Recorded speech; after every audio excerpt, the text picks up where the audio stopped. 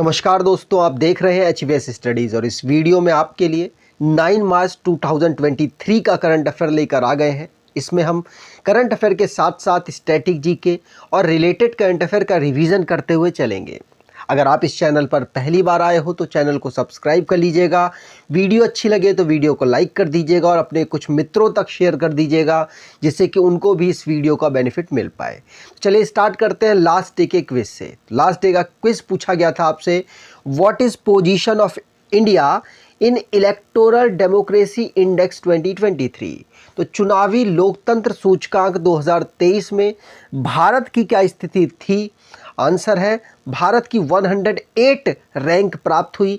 Denmark को यहाँ पर पहली रैंक मिली। आप सभी ने आंसर सही दिया था और डिटेल में दिया था।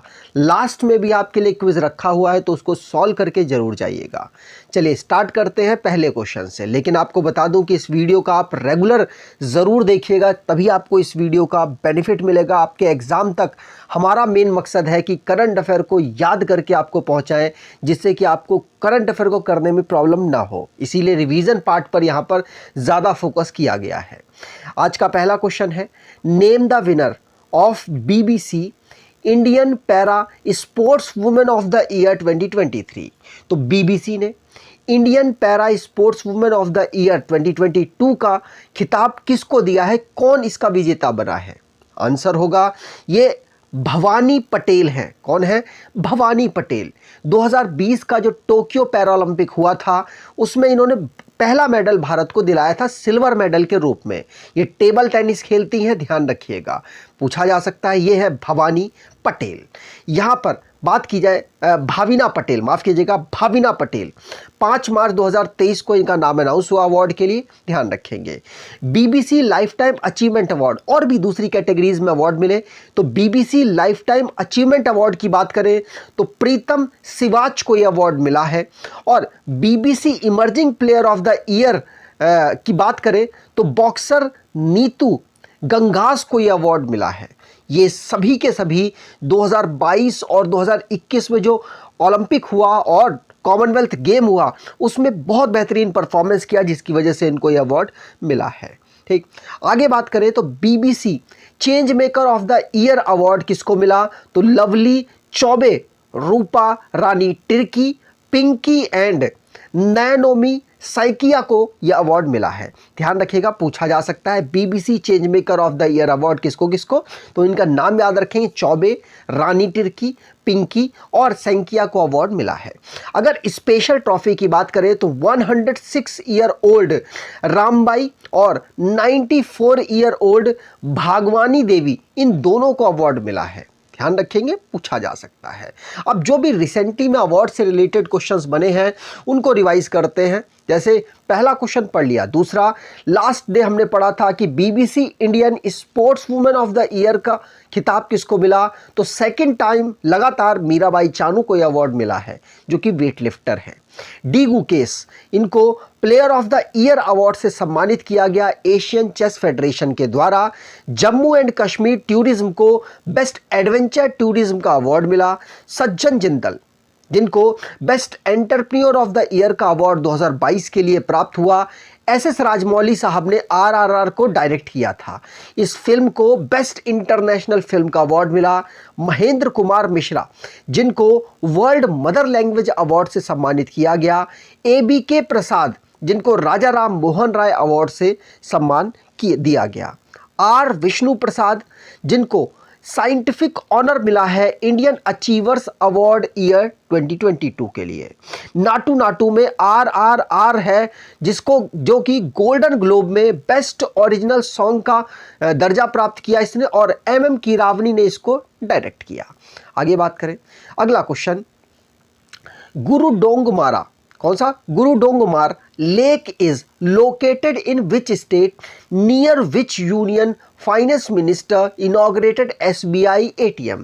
तो गुरु डोंगमार जो झील है वो किस राज्य में स्थित है? इसी झील के पास जो हमारी वित्त मंत्री हैं निर्मला सीतारमण जी के द्वारा SBI का ATM का उद्घाटन किया गया। तो ये सिक्किम राज्य में अवेलेबल है और इसी के पास ATM एसबीआई का खोला गया। अब ये पहली बार ऐसा हुआ है, इसीलिए इंपॉर्टेंट है। एटीएम एसबीआई का इतनी हाइट पर खोला गया है। तो आप यहाँ पर देख सकते हैं, ये हमारी फाइनेंस मिनिस्टर हैं और ये इस समय पर सिक्किम के दौरे पर थी। ठीक, यहाँ पर यूनियन मिनिस्टर जो इस समय पर हमारी फाइनेंस मिनिस्टर है निर्मला सीतारमण जी, उनके द्वारा गुरु डोंगमार लेक पर 1 मार्च 2023 को एटीएम एसबीआई का खोला गया। इसकी बात करें तो ये 17,800 फीट ऊंचाई पर अवेलेबल है सी लेवल से। और ये किस डिस्ट्रिक्ट में अवेलेबल है? तो मंगन, कौन सा? मनगन डिस्ट्रिक्ट में अवेलेबल है, सिक्किम में। ठीक, गुरुडोंगमार लेक की बात करें तो ये हाईएस्ट लेक इन इंडिया है। ये जो हाईएस्ट लेक पर है, हाईएस्ट पोजीशन पर लेक है, उनमें से एक है। इसका नाम गुरु पद्मासंभावा के नाम पर रखा गया था। सिक्किम की बात करें तो चीफ मिनिस्टर प्रेम सिंह तमांग है। गवर्नर रिसेंटली में चेंज हुए लक्ष्मण प्रसाद आचार्य, और गंगटोक यहाँ की कैपिटल है। इसकी बाउंड्री 3 देशों के साथ, नेपाल, चाइना और भूटान के साथ लगती है। एक इंटरनल बाउंड्री पश्चिम बंगाल के साथ लगती है। आगे बात करें, इसी प्रकार से आप अपने स्ट्रेटेजी के वाले पोर्शन को भी बेहतर कर सकते हैं इस ई बुक के माध्यम से। इसमें ऑलमोस्ट सभी टॉपिक कवर किए गए हैं। आप इसको एक बार ज़रूर परचेज करें और 2-3 बार रिवाइज करेंगे, यकीन मानिए क्वेश्चन आपके यहीं से आने वाले हैं। आगे बात करें, अगला question, which countries prime minister participated in the Raisina dialogue 2023 as the chief guest। तो आपको पता होगा रायसीना डायलॉग राष्ट्रपति जी के आवास पर इसको ऑर्गेनाइज कराया गया नई दिल्ली में। रायसीना डायलॉग 2023 जिसके चीफ गेस्ट के रूप में किस देश की प्रधानमंत्री बने थे? तो आंसर होगा ये इटली के प्रधानमंत्री बने थे इसके चीफ गेस्ट। आप यहाँ पर देख पाएंगे इटली के प्राइम मिनिस्टर, जिनको चीफ गेस्ट के रूप में बुलाया गया था। किसमें? रायसीना डायलॉग में, जो कि आपको पता है ये उसी के अंतर्गत, किसके? G20 के अंतर्गत इस डायलॉग को ऑर्गेनाइज कराया गया, जिसमें 100 से ज़्यादा कंट्रीज ने यहाँ पर पार्टिसिपेट किया। अगर इटली के प्राइम मिनिस्टर की बात करें तो जॉर्जियो मेलोनी इनका नाम है, ये चीफ गेस्ट के रूप में यहाँ पर पार्टिसिपेट कर रही थी। अगर रायसीना डायलॉग 2023 के थीम की बात करें तो provocation, uncertainty, turbulence, light house in the Tempest, ये इसकी थीम रखी गई थी। आगे बात करें तो जो भी रिसेंटली में इंटरनेशनली करंट अफेयर बना है उसको रिवाइज करते हैं। पहला क्वेश्चन पढ़ लिया। दूसरा, बोला टिनुबू, इनको इलेक्ट किया गया है नया प्रेसिडेंट नाइजीरिया का। Kenya national green fiscal incentive policy framework इन्होंने अपने यहाँ पर डेवलप की। FATF financial action task force, जिसके द्वारा रशिया की मेंबरशिप को हटा दिया गया है। सऊदी अरेबिया की पहली फीमेल एस्ट्रोनॉट स्पेस में जाने वाली है अमेरिका की मदद से, अमेरिका की प्राइवेट कंपनी की मदद से। मोहम्मद शहाबुद्दीन नए प्रेसिडेंट होंगे बांग्लादेश के अप्रैल में। साउथ अफ्रीका के प्रेसिडेंट सिरिल रामापोसा, जिन्होंने स्टेट ऑफ डिजास्टर अनाउंस कर दिया है पावर क्राइसिस की वजह से। भारत ने ऑपरेशन दोस्त चलाया है टर्की और सीरिया की भूकंप की वजह से जो त्रासदी हुई उसकी मदद के लिए। ब्राज़ील, जिसने मेडिकल इमरजेंसी घोषित कर दी यानोमामी रीजन में। न्यूजीलैंड की लेबर पार्टी है, रूलिंग लेबर पार्टी है, जिसने अपना प्राइम मिनिस्टर चुन लिया क्रिस हिपकिंस को। आगे बात करें, अगला question, international women's day 2023 observe on, तो अंतर्राष्ट्रीय महिला दिवस कब ऑब्जर्व किया जाता है? आंसर होगा 8 मार्च को हम अंतर्राष्ट्रीय महिला दिवस ऑब्जर्व करते हैं। अगर बात करें नेशनल वुमेन्स डे की तो ये क्वेश्चन भी पूछ लिया जाता है और ये हम 13 फरवरी को ऑब्जर्व करते हैं। किसके बर्थडे पर करते हैं कमेंट बॉक्स में बताइएगा। आगे बात करें तो इंटरनेशनल वुमेन्स डे हम 2023 का कब ऑब्जर्व करते हैं? तो 8 मार्च को ऑब्जर्व किया जाता है। इसको यूनाइटेड नेशन वुमेन्स के द्वारा ऑब्जर्व किया जाता है। इसकी theme digital all innovation and technology for gender equality रखी गई है 2023 की। ध्यान रखिएगा, पूछा जा सकता है। आगे बात करें तो जो भी इंपॉर्टेंट डेज हमने पढ़े उनको रिवाइज करते हैं। पहला पढ़ लिया। दूसरा, 5th नंबर का जन औषधि दिवस हमने 7 मार्च को ऑब्जर्व किया। International day for disarmament and non proliferation awareness 2023 का 5 मार्च को ऑब्जर्व हुआ। वर्ल्ड ओबेसिटी डे 4 मार्च को, नेशनल सिक्योरिटी डे 4 मार्च को, नेशनल सेफ्टी डे 4 मार्च को, वर्ल्ड वाइल्ड लाइफ डे 3 मार्च को, जीरो डिस्क्रिमिनेशन डे 1 मार्च और वर्ल्ड सी ग्रास डे 1 मार्च, वर्ल्ड सिविल डिफेंस डे हम observe करते हैं 1 मार्च को। आगे बात करें, अगला question, who was the professional photographer of the year award at the 8th national photography award.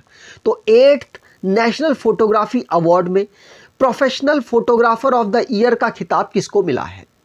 Answer होगा शशि कुमार रामचंद्रन को यह अवार्ड मिला है। ध्यान रखिएगा, शशि कुमार रामचंद्रन को। तो शशि जी ने राम भगवान की फोटो खींची, इस प्रकार से आप याद करके इसे आगे बढ़ा सकते हैं और अपना लंबे समय तक याद कर सकते हैं। तो 8 नंबर का नेशनल फोटोग्राफी अवार्ड किसको मिला? शशि कुमार रामचंद्रन को। ठीक, अगर यहां पर बात करें तो अवार्ड दिया किसने? तो अवार्ड दिया है union minister of state for information broadcasting के डॉक्टर एल मुरुगन के द्वारा यह अवार्ड दिया गया। आगे बात करें, अगला question, with whom the Bombay stock exchange has collaborated to launch fin I M power. क्या?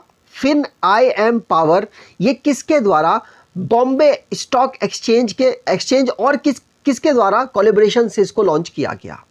तो बॉम्बे स्टॉक एक्सचेंज के साथ साथ इसमें यूएन वुमेन इंडिया भी पार्टिसिपेट कर रहा है और ये दोनों मिलकर इसको लॉन्च कर चुके हैं। तो ध्यान रखिएगा, फिन आई एम पावर इस फीमेल, मतलब इसका फुल फॉर्म है फीमेल एम्पावरमेंट, जिसको बॉम्बे स्टॉक एक्सचेंज और यूएन वुमेन इंडिया के द्वारा मिलकर इसको स्टार्ट किया गया, जिसमें महिलाओं के पार्टिसिपेशन को इक्वली तजव्वुज़ दी जाए और उनको जो भी बड़े बड़े वर्क होते हैं उसमें उनको मेन लीड में आगे बढ़ाया जाए अगर उनके पास स्किल है तो। ठीक, चलिए आगे बात करें तो यूनाइटेड नेशन की यहाँ बात हुई है। तो यूनाइटेड नेशन की बात करें तो हेडक्वार्टर इसका न्यूयॉर्क में है। ऑफिशियल लैंग्वेज है 6, कौन कौन सी? Arabic, Chinese, English, French, Russian, Spanish. Membership 193 countries के पास है। 2 ऑब्जर्वर स्टेट हैं। सेक्रेटरी जनरल एंटोनियो गुटेरस है। इस्टेब्लिश किया गया था 1945 को। अगला question, who has taken oath as the CM of Meghalaya for the 2nd consecutive term. तो लगातार दूसरी बार मेघालय के मुख्यमंत्री के रूप में किसने शपथ ली? आंसर होगा कॉनराड के संगमा। किससे? कॉनराड के संगमा के द्वारा यहां पर शपथ ली गई है। तो सेकंड ऑप्शन यहां पर बिल्कुल सही होगा। यहां पर ध्यान रखिएगा, ये फोटो में आप देख सकते हैं कॉनराड के संगमा जो कि शपथ ले रहे थे और यहां पर बात करें तो नेशनल पीपल्स पार्टी के चीफ हैं और इनको शपथ मेघालय के गवर्नर फागू चौहान के द्वारा दिलाई गई। इससे आपको ये भी याद हुआ कि मेघालय के गवर्नर कौन है? फागू चौहान। ठीक, आगे बात करें, अगला question, which country has claimed to have discovered around 8.5 million metric ton of lithium ore. तो अभी रिसेंटली में आपने सुना होगा रायसी डिस्ट्रिक्ट है जम्मू में जहां पर लिथियम के ओर प्राप्त हुए। अब रिसेंटली में एक कंट्री है जिसने क्लेम किया है कि 8.5 मिलियन मेट्रिक टन के लिथियम ओर उसको यहां पर उसे प्राप्त हुए हैं और ये कंट्री है ईरान। कौन सा? ईरान। तो यहां पर बी ऑप्शन बिल्कुल, सेकंड ऑप्शन बिल्कुल सही होगा। तो ईरान के द्वारा क्लेम किया गया है कि हमको 8.5 मिलियन मेट्रिक टन के लिथियम अपने यहां पर प्राप्त हुए हैं। ध्यान रखिएगा, लिथियम आपको पता होगा सबसे लाइटेस्ट मेटल है। क्या है? सबसे लाइटेस्ट मेटल, और जो कि हमारे इलेक्ट्रिकल व्हीकल और रिचार्जेबल जो बैटरीज है वहां पर इसका यूज किया जाता है बहुत भारी मात्रा में। आगे बात करें, अगला question, which institution has designed the advanced towed artillery gun system? तो AGS मतलब advance towed artillery gun system को किसने डिजाइन किया है? आंसर होगा ये DRDO के द्वारा डिजाइन किया गया, डिफेंस रिसर्च डेवलपमेंट ऑर्गेनाइजेशन के द्वारा इसको लॉन्च किया गया। तो ध्यान रखिएगा, defence research and development organisation के द्वारा AGS मतलब कि advanced towed artillery gun system को इन्होंने लॉन्च किया। ध्यान रखेंगे, पूछा जा सकता है।